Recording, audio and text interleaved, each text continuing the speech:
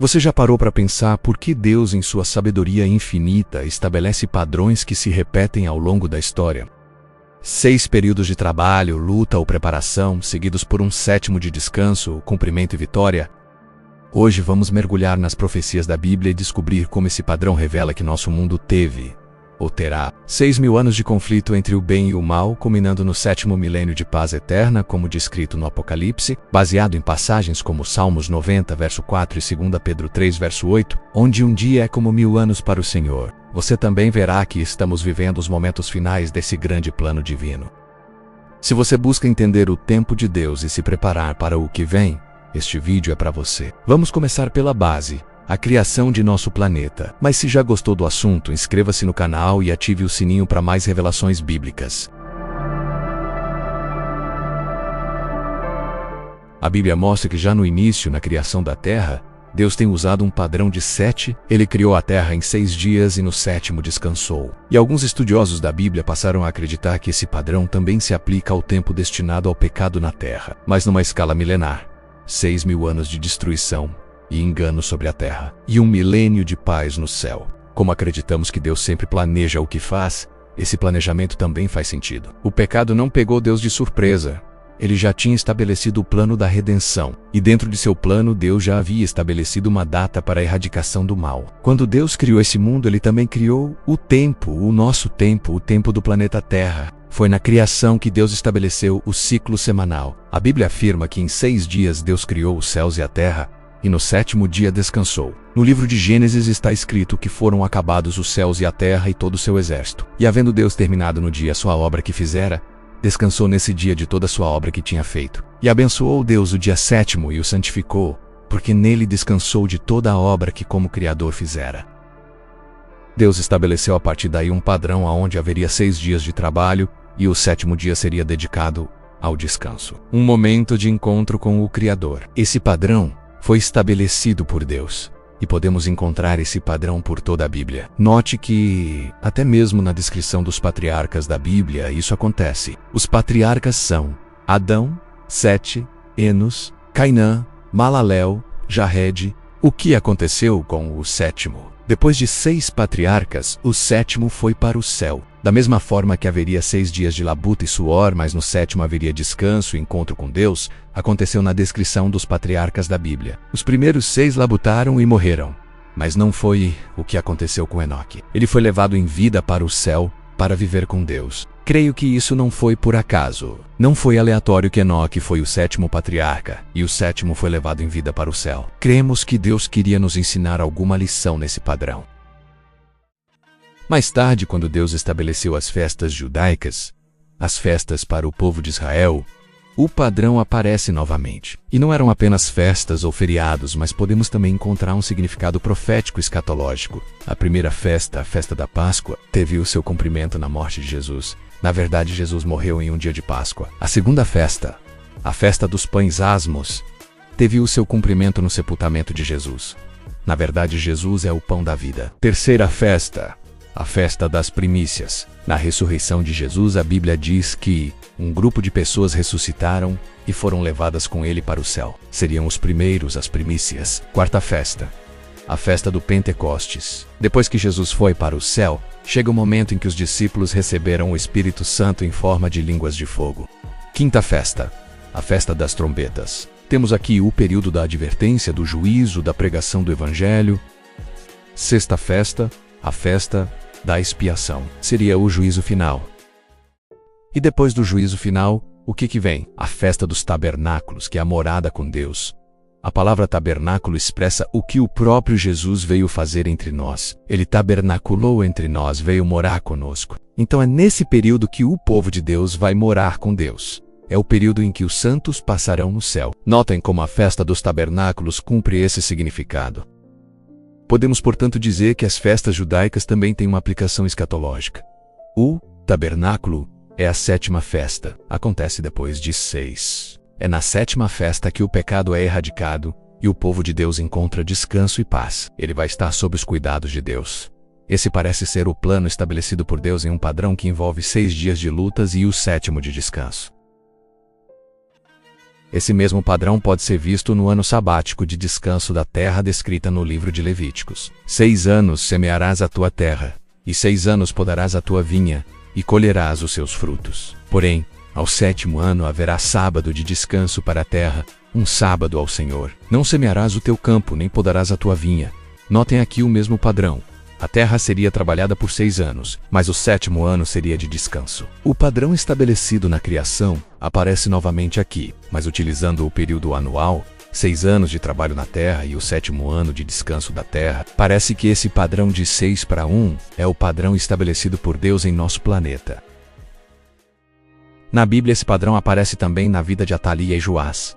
Essa história é descrita no 2º livro dos Reis, no período do rei Acasias. Sua mãe era filha de Omri e se chamava Atalia. Ela era descendente de Jezabel, uma rainha má, esposa de Acabe.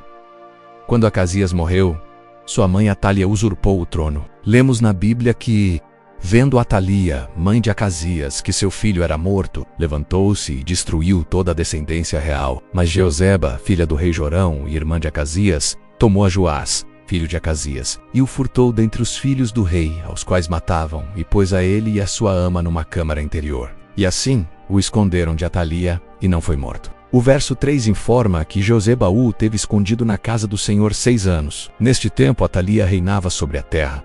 Podemos dizer que Atalia representa aí o domínio do pecado. Durante 6 anos dominou a terra, impôs a escravidão, impôs aí o seu domínio. E o que aconteceu no 7º ano? No 7º ano, mandou Joiada chamar os capitães dos cários e da guarda e os fez entrar à sua presença na casa do Senhor. Fez com eles aliança e ajuramentou-os na casa do Senhor e lhes mostrou o filho do rei. Parece que o inimigo queria destruir a descendência davídica, de onde viria o Messias. Atalia foi usada pelo inimigo para impedir a vinda do Messias. Mas no 7º ano, Joás foi entronizado como rei, novamente o padrão de 6 anos de domínio do mal. Mas no 7º o rei é coroado. Ouvindo Atalia o clamor dos da guarda e do povo, veio para onde este se achava na casa do Senhor. Olhou, e eis que o rei estava junto à coluna, segundo o costume, e os capitães e os tocadores de trombetas. Junto ao rei e todo o povo da terra se alegrava, e se tocavam trombetas. Então Atalia rasgou seus vestidos e clamou: traição, traição! Percebam que ali havia terminado 6 anos de dor e sofrimento, 6 anos de opressão sob o domínio de Atalia, da maldade, da idolatria. E o rei aparece no 7º ano ao som de trombetas para acabar com o domínio do mal. Isso parece familiar, não é verdade? Quem é aquele que virá com o toque da trombeta? Quem é o rei que vai surgir com toque de trombetas e vai acabar com todos os reinos do mundo, toda opressão, todo pecado, com toda dor, sofrimento, luto? Podemos encontrar esse padrão em uma outra história apresentada nos evangelhos. Jesus falava aos discípulos: em verdade vos digo que alguns há, dos que aqui se encontram, que de maneira nenhuma passarão pela morte até que vejam vir o Filho do Homem no seu reino. Nesse texto, a impressão que se tem é que alguns dos discípulos de Jesus não iriam morrer sem ver o Messias vindo em glória e majestade. Mas nenhum discípulo está vivo e esperando pela volta de Jesus. O que aconteceu depois disso? 6 dias depois tomou Jesus consigo a Pedro e aos irmãos Tiago e João e os levou em particular a um alto monte, e foi transfigurado diante deles. O seu rosto resplandecia como o sol, e as suas vestes tornaram-se brancas como a luz. E eis que lhes apareceram Moisés e Elias, falando com ele. Mais tarde o próprio Pedro diria: porque não vos demos a conhecer o poder e a vinda de nosso Senhor Jesus Cristo, seguindo fábulas engenhosamente inventadas, mas nós mesmos fomos testemunhas oculares da sua majestade. Pois ele recebeu, da parte de Deus Pai, honra e glória, quando pela glória excelsa lhe foi enviada a seguinte voz: este é o meu Filho amado, em quem me comprazo. Ora, esta voz vinda do céu nós a ouvimos quando estávamos com ele no Monte Santo. Percebam que Pedro está dizendo que ele viu a glória de Jesus no Monte da Transfiguração. E quando foi isso? 6 dias depois que Jesus tinha falado anteriormente. Jesus esperou passar 6 dias e quando chegou o 7º dia, ele tomou consigo a Pedro, Tiago e João e os levou ao monte. Ali ele foi transfigurado, ou seja, glorificado. Aquilo foi como uma representação da vinda de Jesus com poder e glória. Também apareceram junto com ele Moisés, representando os que morreram em Cristo e irão ressuscitar, e Elias, representando os que estarão vivos por ocasião da segunda vinda de Cristo e serão transladados sem ver a morte. O próprio Pedro deixou claro que isso foi o cumprimento do que Jesus havia falado. Quando ocorreu isso? 6 dias depois. Poderia ser outro dia, Mas a Bíblia deixa claro que foi depois de 6 dias, ou seja, foi no 7º dia que essa glorificação aconteceu. E ali estavam Moisés e Elias representando aqueles que viveram antes da vinda do Messias, ou seja, o povo do Velho Testamento, e também Elias, representando aqueles que estarão vivos, conforme afirma o Novo Testamento. É por isso que alguns entendem que essa terra terá uma duração de 6.000 anos e 1 milênio de descanso no céu. No livro dos Salmos, capítulo 90, verso 4 diz: Pois 1000 anos aos teus olhos são como o dia de ontem que se foi, e como a vigília da noite. E o apóstolo Pedro, baseado nesse texto do Antigo Testamento, também expressa o mesmo princípio. Todavia, uma coisa, amados, que não deveis esquecer, que para o Senhor um dia é como 1000 anos, e 1000 anos como um dia. Esse princípio divino foi estabelecido no Éden. Deus disse para Adão e Eva que não deveriam comer da árvore do conhecimento do bem e do mal. Deus havia dito: porque no dia em que dela comeres, certamente morrerás. Percebam que aqui o princípio dos 1000 anos também aparece. Nem Adão e nenhum dos patriarcas ultrapassaram a marca de 1000 anos de vida. Eles morreram num período inferior a 1000 anos. E já que um dia para Deus é como 1000 anos e Adão morreu com 930 anos, ele morreu antes de completar 1000 anos, ou seja, naquele mesmo dia. Porque esse é o padrão de Deus. O padrão de 7 aparece também no livro do Apocalipse. Temos 7 igrejas: Éfeso, Esmirna, Pérgamo, Tiatira, Sardes, Filadélfia. E a última igreja é Laodiceia, que entendemos que seu período começou a partir de 1844, com o cumprimento da profecia de Daniel 8. Estamos, portanto, no período da 7ª igreja, ou seja, a última igreja, o último período. Não haverá uma 8ª. Laodiceia é a igreja do período do julgamento, do juízo ou do tempo do juízo. Essa é a igreja que vai enfrentar o julgamento final, o juízo final. E depois do juízo final, o que é que vem? Já vimos que a festa da expiação representa o juízo final. E depois vem a festa dos tabernáculos, ou seja, a morada com Deus. Estamos vivendo no período da última igreja, a 7ª igreja, é no período da igreja de Laodiceia, que ocorrerá a segunda vinda de Cristo. Será que já está entre nós alguns que estarão vivos por ocasião da segunda vinda de Cristo? O que você pensa? Deixe aqui nos comentários. Quero conhecer a sua opinião.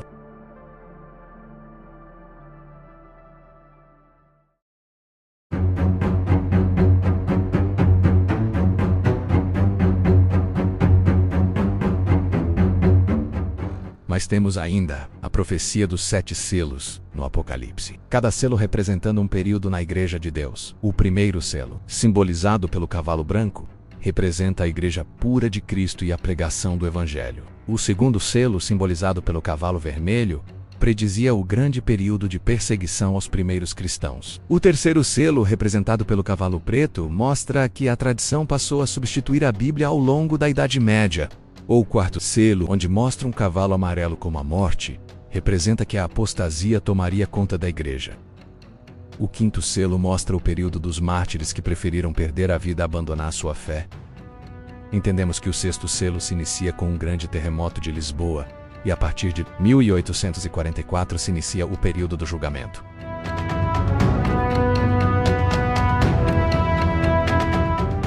Até aqui temos 6 selos abertos e temos visto o seu cumprimento. Embora estejamos ainda aguardando os últimos acontecimentos do sexto selo, pois o sétimo selo se refere à volta de Jesus. Quando o sétimo selo foi aberto, houve silêncio no céu cerca de meia hora, ou quase meia hora. Alguns entendem que quase meia hora simboliza um período de 7 dias proféticos, mas outros entendem que esse silêncio no céu indica que a porta da graça se fechou, e também a pregação do Evangelho terminou. E quando a porta da graça se fecha e a pregação do Evangelho se encerra, é o momento da segunda vinda de Cristo. No livro Grande Conflito, no capítulo 39, lemos: deixando ele, Jesus, o santuário. As trevas cobrem os habitantes da terra. Naquele tempo terrível, os justos devem viver à vista de um Deus santo, sem intercessor. Removeu-se a restrição que estivera sobre os ímpios, e Satanás tem domínio completo sobre os que finalmente se encontram impenitentes. Terminou a longanimidade de Deus.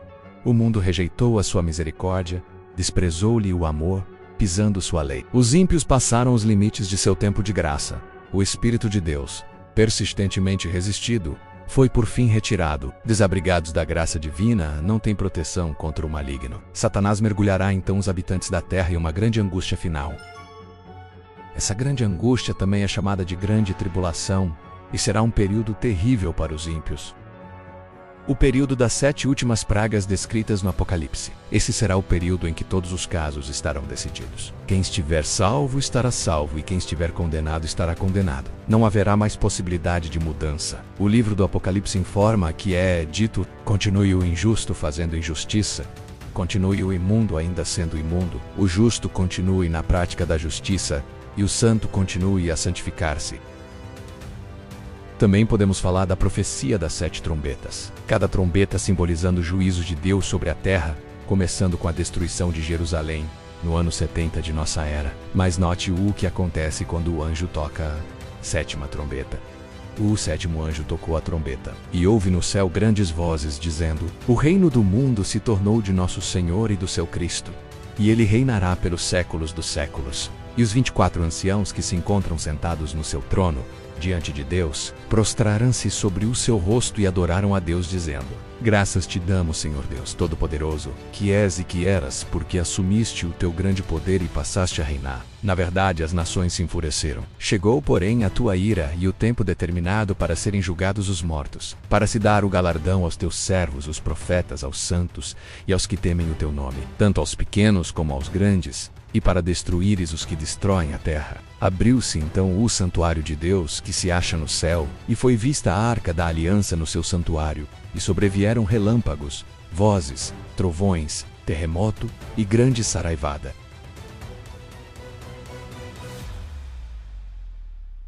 Perceba que a 7ª trombeta ela coincide também com o 7º selo. Segue o mesmo padrão de 6 períodos para o grande conflito e a 7ª é o final dos tempos.